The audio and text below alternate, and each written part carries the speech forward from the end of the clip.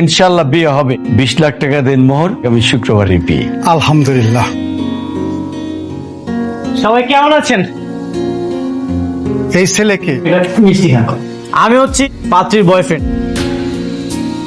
আমাদের 3 বছর relation. Uncle aunty সবকিছু তো জানে। আপনারা অন্য জায়গায় যান। তুমি এভাবে এখন এখানে কেন? আমি তো আপনার সাথে দেখা করতে এসেছি। আপনার মনে নেই আপনার সাথে যখন আমার লাস্ট দেখা হয়েছিল তখন আপনি আমাকে কি বলেছেন? তোমার মতো বেকার ছেলের কাছে আমি আমার মেয়েকে বিয়ে দিব না।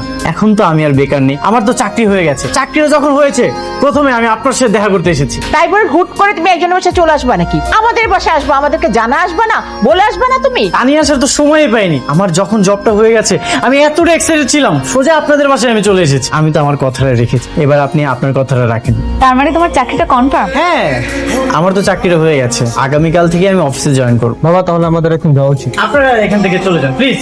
বাবা, সুমন কিন্তু সুমনের কথা রেখেছে। এখন তুমিও তোমার কথাটা রাখো, সুমনের সাথে আমাকে বিয়ে দাও। কি চাকরি পেয়েছো?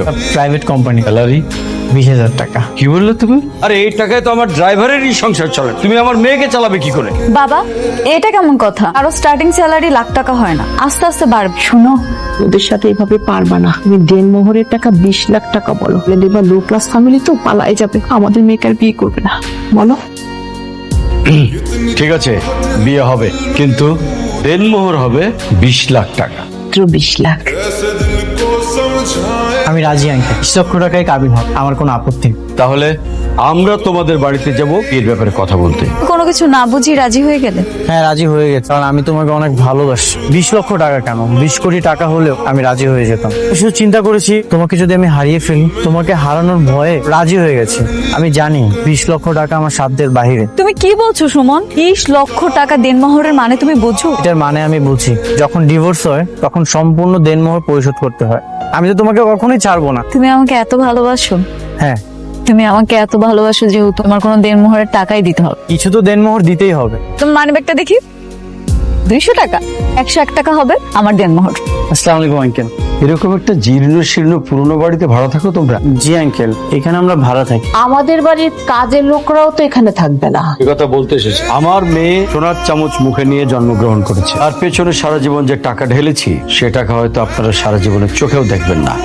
তো আমাদের আর কি করার আছে? আমাদেরও একটা মাত্র মেয়ে, ওর জিদের কাছে আমরা হেরে গেছি। এই বিয়ে হবে, 20 লাখ টাকা দেনমোহর ধার্য করতে হবে, এটা আমাদের বংশের নিয়ম।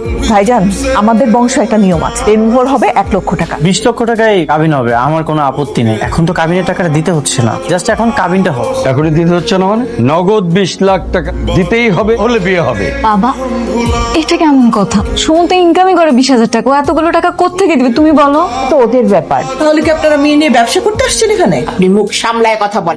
1 লক্ষ টাকা দেনমোহরে বিয়ে হলে হবে, না হলে নাই। আমার ছেলে কি এত সস্তা? তোর জন্য এখানে এসেছি আমি, আর আজকে এত অপমানিত হতে হলো এখানে। আমরা কি অপমানিত হওয়ার জন্য এসেছিলাম? হ্যাঁ,